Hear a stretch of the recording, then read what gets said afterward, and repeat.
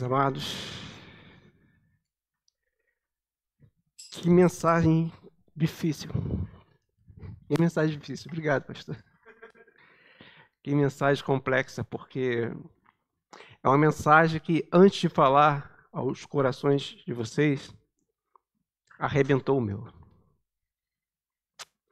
Antes de trazê-la a vocês, ela falou fundo dentro da minha alma. E sempre que vem uma palavra assim, há sempre dificuldades, há sempre confronto. Foi uma semana muito complicada para mim, muito difícil. Aliás, tem sido dias difíceis para mim. Graças a Deus por isso. Uma vez um certo pastor falou uma coisa muito interessante. Não vou falar um certo pastor, que eu não quero falar o nome dele, porque hoje ele não está mais no nosso meio. Está vivendo outro pensamento. Mas ele falou uma coisa muito interessante no auge de uma pregação. Ele falou o seguinte: se estamos em nossas vidas correndo tudo bem, é certo que algo está faltando na presença do Senhor. Porque nós somos o oposto do mundo. E o Senhor o Senhor deste mundo, Senhor entre aspas, porque ele não é Senhor de nada, por certo, não estará satisfeito quando estivermos fazendo a vontade do Pai. Então, fiquem atentos. Se a luta vem, se as dificuldades estão expostas à sua frente, se há obstáculos, é porque o Senhor está contigo. Jesus, antes de fazer essa pregação aqui, ele passou por onde? Qual foi a pregação do domingo passado? Vocês lembram?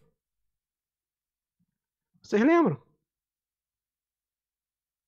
Certa vez eu falei para um amigo meu, Jesus passou por isso, ele falou para mim, mas ele era Deus, né? É mesmo? Então se coloca no lugar dele. Se coloca no lugar dele, o que você faria? O que você faria no lugar de Cristo? Quando ele foi no pináculo do templo, ele era 100% homem. E ele não falou, olha, vem a mim, que tudo será fácil. Você terá carros, casa, dinheiro, tudo será facilitado para ti. Por onde passares, um mar de rosas e pedras cairão à sua frente. É verdade isso? Se é esse evangelho que vocês têm ouvido, é um evangelho de mentira. Porque ele fala a vocês, no mundo tereis o quê? Aflições. Mas tende o quê? Por quê? Ora, se ele venceu o mundo, diante de tudo que lhe foi apresentado, por que nós não somos capazes de vencer com ele o mundo? Ele já venceu. Ele já venceu. É simples assim. O evangelho é simples. Deus é simples. Ele se revela em sua simplicidade. Somos nós que botamos dificuldades e barreiras para chegar ao alvo. O alvo é Cristo. É para ele que devemos olhar. Mesmo diante de todas as nossas dificuldades, o obstáculo não pode nos impedir de chegar a ele. Mas isso está numa condição.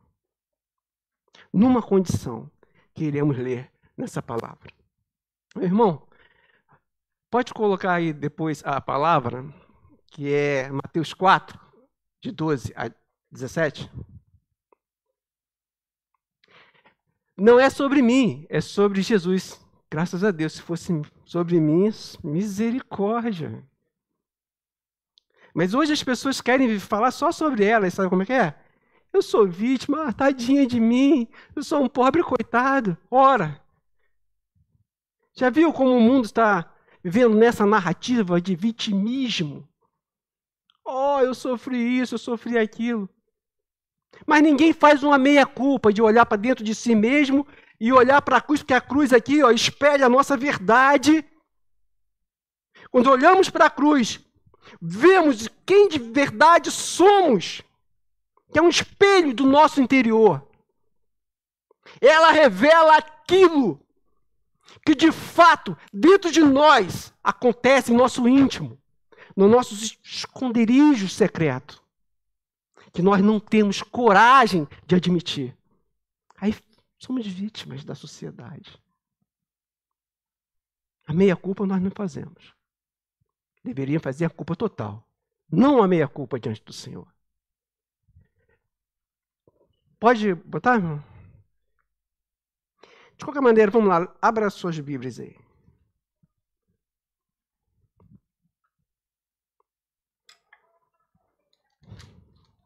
Como sempre faço, eu pediria a um irmão que pudesse ler Mateus 4. De 12 a 17, por favor. Vamos lá. Zebulon significa lar honrado ou exaltado. Naftali significa terra de lutas. Havia uma promessa sobre esse local desde antes, desde os tempos de Jacó. E é mais interessante ainda que esse local aonde Jesus está a domicílio, é porque ele não é o lar dele, ele está temporariamente. É um local estratégico. É um ponto, se você vê no mapa, que você percebe que Deus, em sua sabedoria imensa, na sua estratégia de engenheiro de todo esse universo, engenheiro de toda essa composição, ele mostra o tempo certo, a hora certa, a oportunidade perfeita para falar a Israel que Israel não é apenas o que ele quer ser. Israel tem que se colocar no seu lugar. E ali, ele envia Jesus através do Espírito Santo. Jesus volta a Galileia, que fica ao norte de Israel. Ele volta a Galileia, vai a Nazaré, mas dali decide morar em Cafarnaum. Aonde fica Cafarnaum? Ao norte do mar da Galileia, bem na beira ali, fazendo fronteira com outros países. Galileia, como foi lida, é lugar de terra de gentios, terra de pagãos.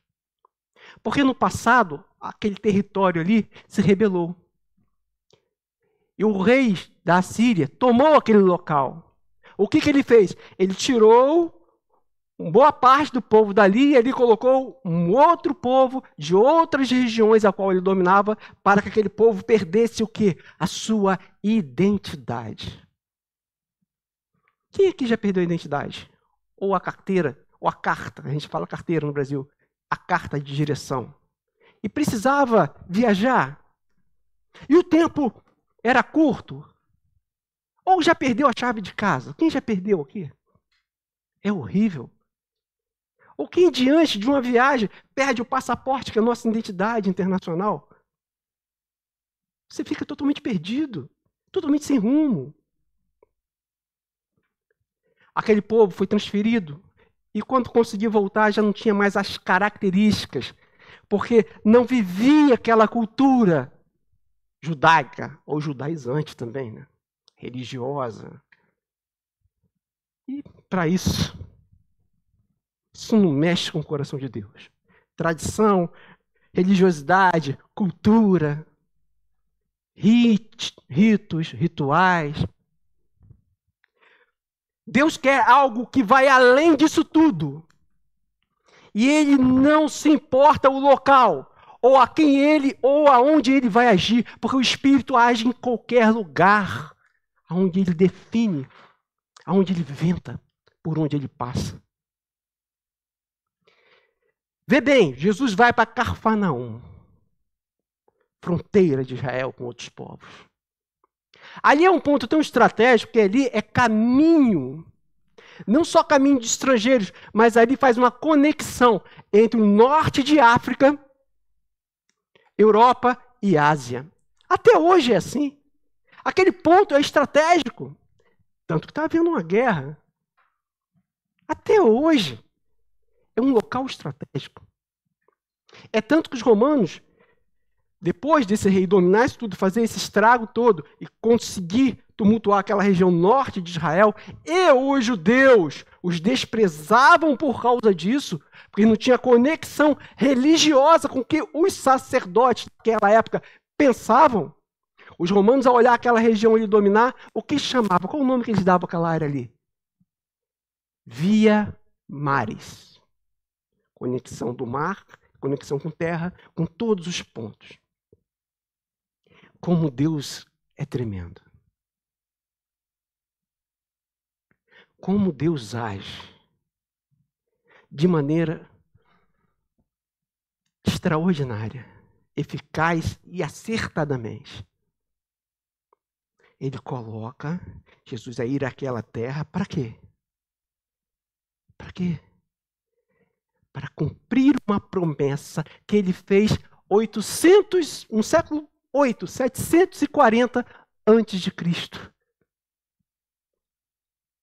Aquele local que havia perdido a sua identidade. Aquele local que se misturou ao pecado. Aquele local que não aguentou as pressões externas. Aquele local que ficou vulnerável à sua própria circunstância, conseguisse entender que mesmo naquela circunstância, Deus o amava e havia uma promessa a se cumprir. Jesus vai lá e encontra aquele povo. Se você observar bem, Deus se manifesta em nós, como o pastor falou, não para que nós venhamos a salvar os outros, mas Ele usa-nos como o quê? Instrumentos de sua palavra. Aquele local ali era um ponto de instrumento para que outros povos ouvissem de Jesus, do reino, da luz e de uma esperança a qual eles haviam perdido. Você é terra de Cafarnaum. Você quer te usar. Você quer que você seja instrumento, passagem, conexão da palavra de Deus. Só que há um ponto. Há algo que Jesus nos chama a atenção. Aqui, no capítulo 17. Qual é a palavra que o Senhor expressa? Para que isso aconteça. Para que a luz de Cristo brilhe em você e você possa levar a sua palavra aos outros povos. Qual é? Arrependei-vos. Arrependei-vos. Eu não posso levar a palavra de Deus ou sentir a presença de Deus se eu não me humilhar. O que foi lido em 2 Crônicas? O que foi lido, irmãos? Ainda há tempo. Deus é um Deus que nos dá chance em todo momento. Você não sabe daqui a 5 segundos o que vai acontecer contigo. Não sabe mesmo. Você já imaginou se soubéssemos? Que tragédia seria? Deus é tão bom que nos permite vivermos a cada segundo na dependência dEle. Mas é necessário uma transformação. O arrependimento verdadeiro requer de nós compromisso, verdade diante do Pai. Você está diante de qualquer pessoa, não, irmão. Você está diante de um Deus que depende do seu amor. Depende de você vir à igreja de um domingo. Depende do seu sacrifício. Não! Deus não depende do seu amor, mas você depende do amor dele. E ele te ama a si mesmo. Paulo em Romanos fala sobre isso, em Romanos 7. Quem é ele? Quem é ele? Que milita a carne e o espírito. Ele não entende, Paulo não entende o que acontece dentro dele. O bem que ele quer fazer, ele não faz. Mas o mal ele pratica. E tem gente que se acha superior a isso tudo. Não é o seu diploma, não é o seu conhecimento. não é sua posição, não é sua roupa linda e maravilhosa, não é o seu carro de luxo, ou o seu carro simples mesmo, ou até sua casa, no campo, na cidade, aonde quer que você esteja. Não é isso. Deus quer uma vida consagrada a Ele, arrependida, para que Ele possa operar e transformar. Deus quer falar com você no íntimo do seu coração, no mais profundo, naquele lugar mais escuro do túnel de sua alma. E quer trazer você de novo uma reconciliação, para que Ele possa ver na sua vida e operar na sua vida o que Ele fez na vida dos seus profetas, na vida dos seus. Não vai ser uma vida de facilidade, mas vai ser uma vida de vitória. Uma vida de paz interior que ninguém toma. De certeza naquele que é eterno. De olhar para o futuro que está em Cristo Jesus. Não olhar para dentro de si mesmo. Ou você quebra o seu ego e deixa que o Senhor fale os seus corações. Ou, meu irmão, tudo o que fizeres não terá validade alguma. Que o Senhor não compactua a religiosidade. Obrigado, irmão. Hoje é dia que o Senhor nos fala, arrependei-vos. Se você quer sua terra sarada, arrependei-vos. Se você quer sua família transformada, arrependei-vos. Se você quer algo acontecendo na sua escola, na sua faculdade, na sua vida, arrependei-vos. Se quebrante diante de Deus. Existe um louvor que fala: o quebrantado coração move o coração de Deus. Mas tem que se quebrar. Tem que se quebrar. Tem que se humilhar. Ou você não tem problema algum de pecado? Tem gente que se acha. Tem gente que se acha em si próprio. Igual o faraó, né? A gente leu. Agora é mesmo estudou, né, Gary? Se achava, ele era o cara. Até isso, até nisso, o homem é falho e fraco. Ele vive num sistema. Hoje, estamos vivendo em um sistema global de corrupção. Sexualidade ao extremo. Pornografia online. E até esculpidas em paredes, em praças, em outdoor.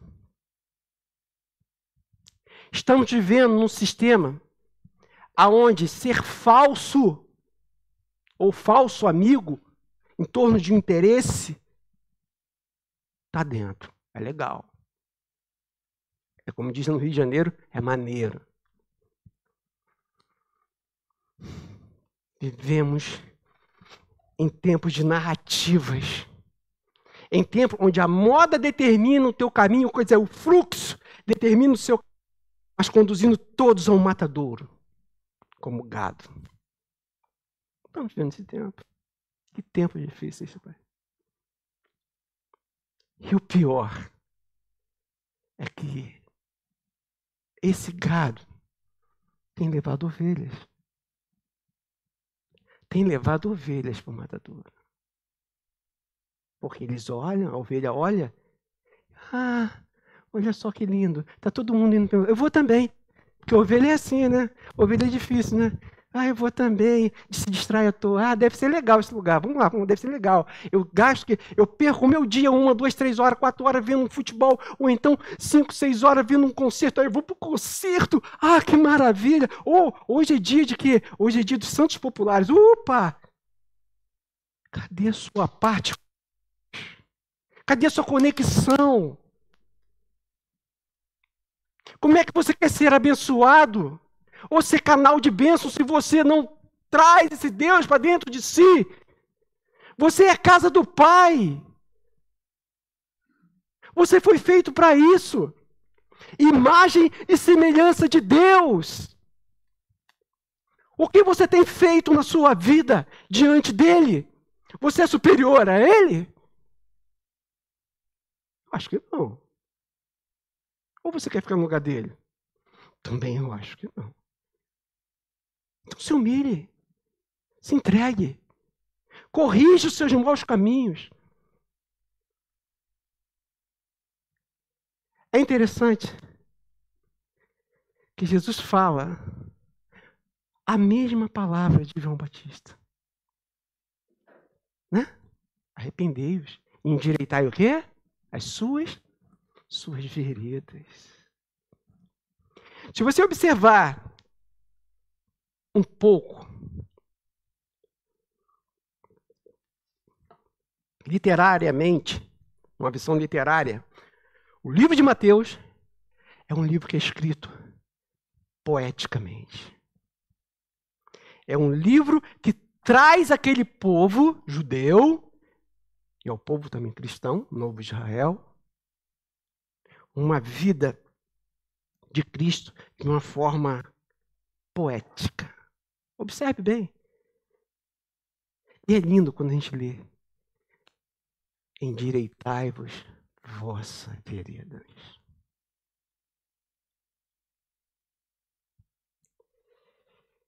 Eu olhei para dentro de mim, pastor, quando estava lendo. Me senti, como Paulo fala, um verme. Um nada. Desculpa falar isso. Paulo fala sobre isso.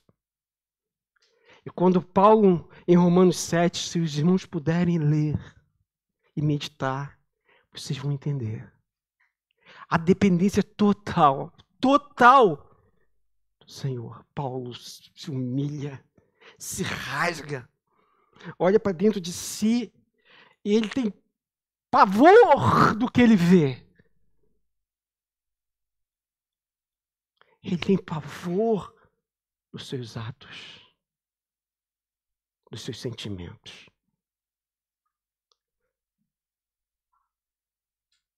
Meus irmãos, a gente quer tanto que a igreja cresça, quer tanto que o evangelho seja pregado. A gente quer tantas coisas que a gente olha para o Senhor e acha que Ele pode mudar, mas nós não olhamos para dentro de nós e não permitimos que Ele comece a arrumar a sua casa. Mantemos a nossa porta fechada e Ele está batendo. Em Apocalipse 2, Ele chama a atenção da igreja de Éfeso. Ele chama a atenção da igreja de Éfeso para que aquela igreja volte ao primeiro amor. Volte a se arrepender. Volte a ser humilde. Volte a estar completamente dependente dEle. Completamente, em todas as áreas. E quando eu comecei a ler isso, eu olhei para dentro de mim, meu Deus, o que eu tenho feito? O que eu tenho feito? Há tanto tempo a gente tenta resolver tantos problemas, mas por nossos próprios meios.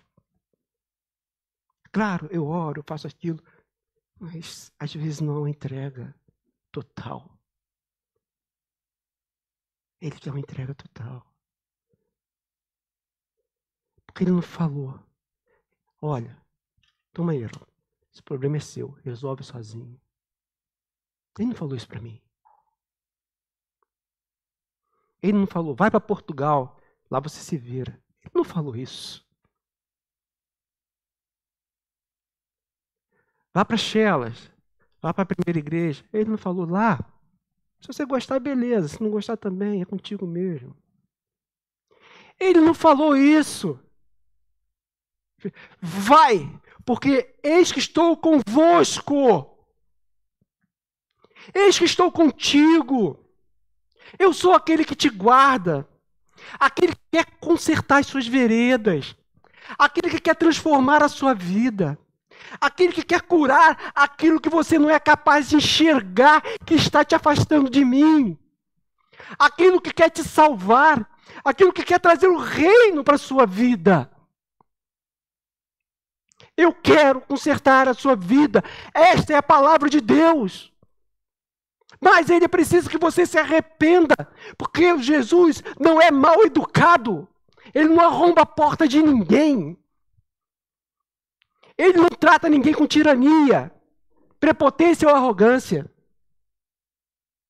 Ele bate a porta. Oh, não está fazendo barulho, não. Ele bate a porta, aperta a campainha, bota no seu WhatsApp. E ele não precisa de cerimônia, não. Jesus não precisa de cerimônia. Peraí, eu tenho que preparar aqui o território, eu não estou bem, vou para a igreja, é lá na igreja que eu sinto. Não, ele não precisa de cerimônia, local, jeito, hora, vestimenta, Ele não está nem aí para isso. Ele quer intimidade contigo, e sem intimidade e santidade você não pode entrar no reino dos céus. E o reino está sendo disposto a você. E ele está falando o tempo todo: arrependei-vos, seja como crianças.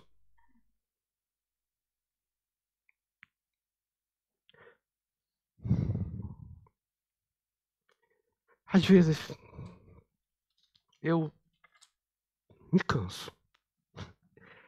Estou sendo sincero, às vezes eu me canso. Me canso diante daquilo que eu vejo, diante daquilo que eu falo. E às vezes fico, Senhor, por que está acontecendo isso? Olha só, estou falando, a pessoa está fazendo a mesma coisa. Eu falo para fulano, continua fazendo a mesma coisa, Senhor. Uma vez o pastor falou assim: fique em silêncio e ore. Fique em silêncio e ore. Quando clamamos e derramamos ao Senhor, aos pés da cruz, todas as nossas mazelas, todos os nossos sentimentos, toda a nossa culpa também. Porque tudo acontece também porque tem um pontinho do nosso dedo ali. Quando nós derramamos na cruz, ou então quando o Senhor, ajuda-me a levar a minha cruz. Este momento, Deus age. Porque é um momento de conexão com Ele. É um momento em que você pega tudo aquilo que tem te impedido, tem atrapalhado a sua intimidade com Deus, esse relacionamento, e joga aos pés da cruz. Meu irmão,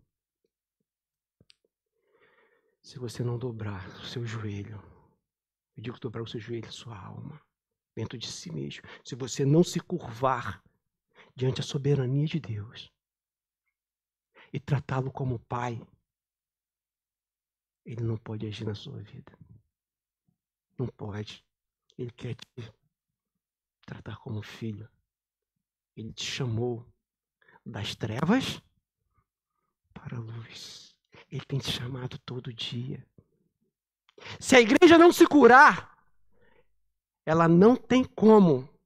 Se ela não se arrepender, ela não tem como levar essa mensagem a quem está em mais trevas e aqueles que acham que estão nas nuvens.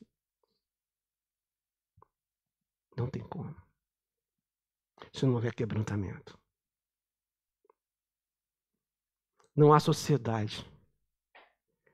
Não há comunidade. Não há família que possa estar estruturada sem a palavra de Deus. Sem o que aqui foi revelado. Jesus leva essa revelação ao povo de Cafarnaum. Não há. E sem conexão, oração, jejum, vida consagrada, não tem como você expressar o que Deus faz na sua vida. Porque isto é narrativa vazia.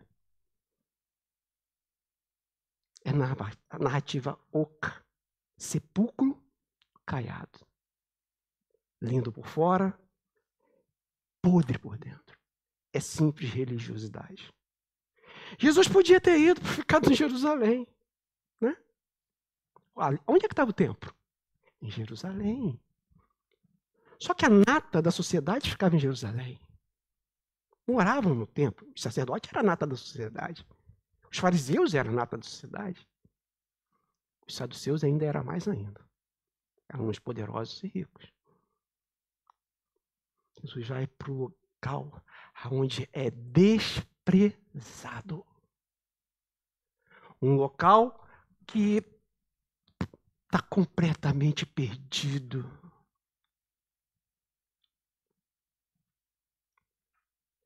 Vou perguntar aqui uma coisa.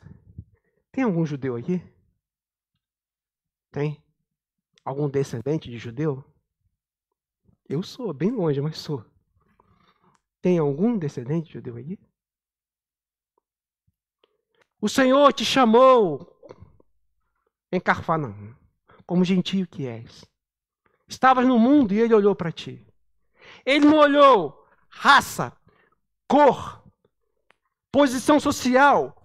Ele não olhou as suas vestes. Ele não olhou se você é erudito ou não. Ele olhou para dentro de vós, dentro do seu coração e te chamou. Vem, se arrependa.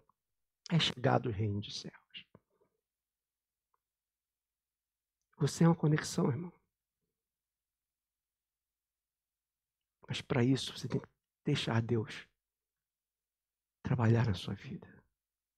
Limpar todas as brechas.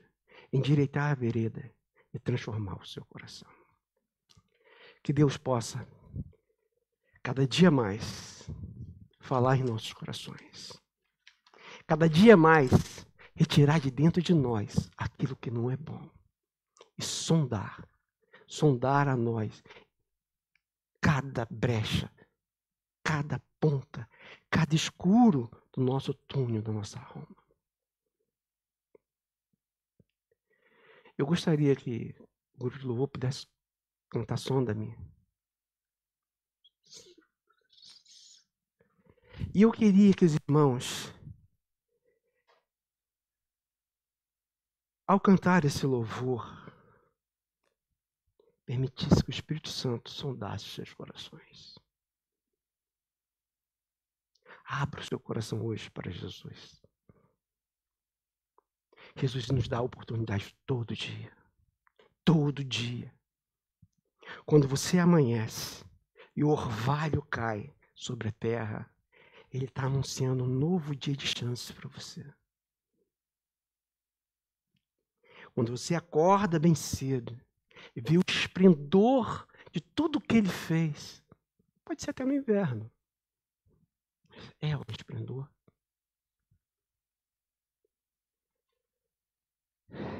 É o cuidado que Ele tem para contigo. O carinho é o presente de Deus. Significa a vida. Significa aquele momento exato que Ele fala assim, olha, Luiz, mais um dia para você, para você caminhar. Eu te ofereço a minha companhia. Você quer?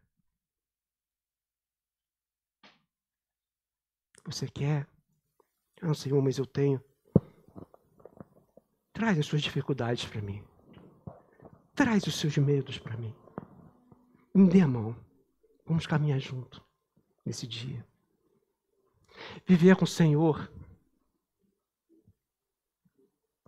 é um caminhar tranquilo, mesmo diante de todas as dificuldades. O mundo pode estar caindo ao seu redor. Pode estar tendo alguém convulsionando ao seu lado. Pode falar assim, ó, não há mais expectativa e esperança. Pode. Eu lembro, já falei aqui no testemunho, quando a Valentina estava no CTI. Já passei por muitos momentos, meu irmão. E os médicos falaram assim, você crê em Deus? Né? Aquele testemunho que eu falei aqui. Você crê em Deus? O médico falou assim para mim. Creio. Então comece a orar, cara. Porque o que a gente fez por ela acabou. Estamos esperando um tempo só para desentubar ela. Eu falei, Senhor, eu sempre falei, eu quero ver um milagre. Mas, já que é assim, vou preparar o funeral dela, né? Fazer o quê? Vou preparar o funeral dela. Era isso que eu tinha que fazer? Se Ele falou que já não havia mais esperança. Não havia mais esperança naquele momento. E para esse povo aqui, não havia mais esperança. E é a hora que o Senhor entra, e foi nessa hora que o Senhor entrou na minha vida. Eu saí, conversando com a minha esposa, com minhas filhas e assim, e eu vi, parece que é algo estranho, eu vi uma pessoa vindo de roupa de verde e falando, me chamou, eu falei, pois não. Eu estava conversando, eu fiquei ali conversando com a pessoa, e a pessoa falou, não, ela vai sair daí, ela vai sair, vamos desentubar ela já. Ah, tá ok. Eu saí, e olha, vou te falar a verdade, irmão, eu sou muito cético. Eu sou muito cético. Até hoje falo com minha esposa. Eu estava falando com a enfermeira. Ela falou, o que foi, Herói? Tudo bem? Eu falei, a enfermeira falou que ela vai sair. Mas você não está falando com ninguém? E agora?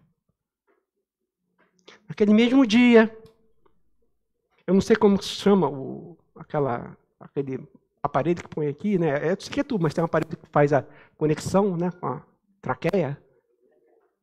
Eu não sei, é ventilador? Estava com um defeito, ele apresentou um defeito em Valentina e tiveram de tirar.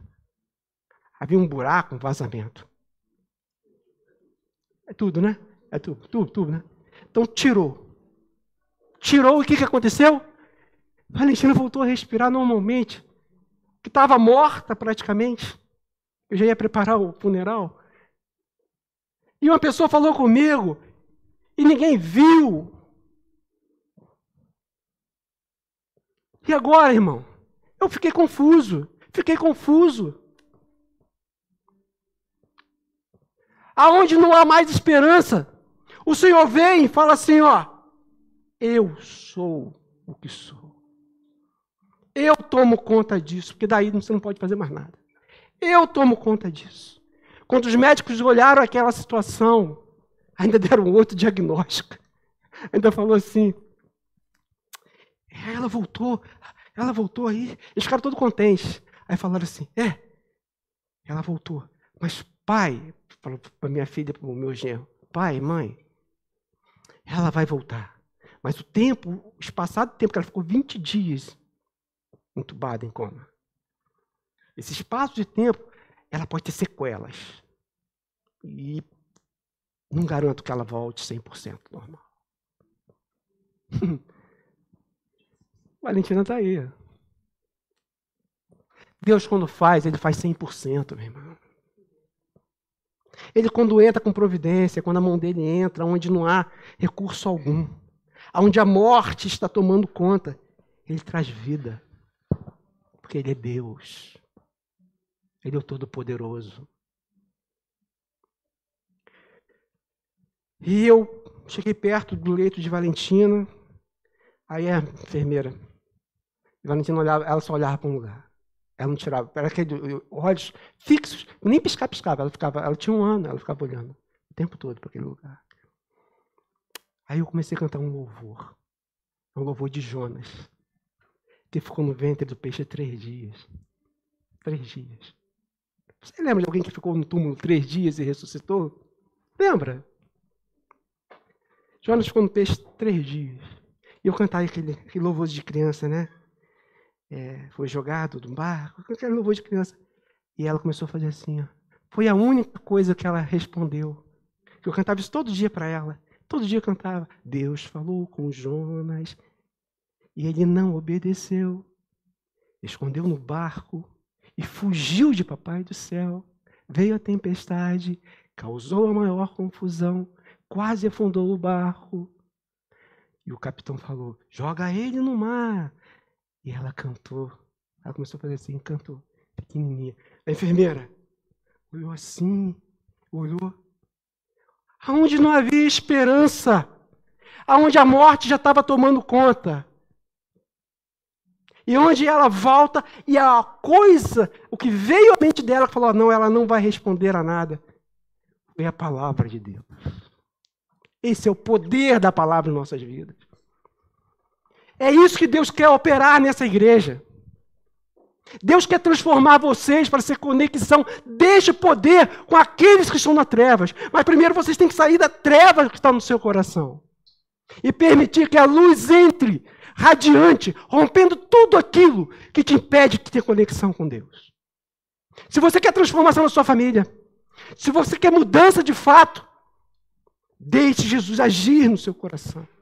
Deixe ele ser luz na sua vida.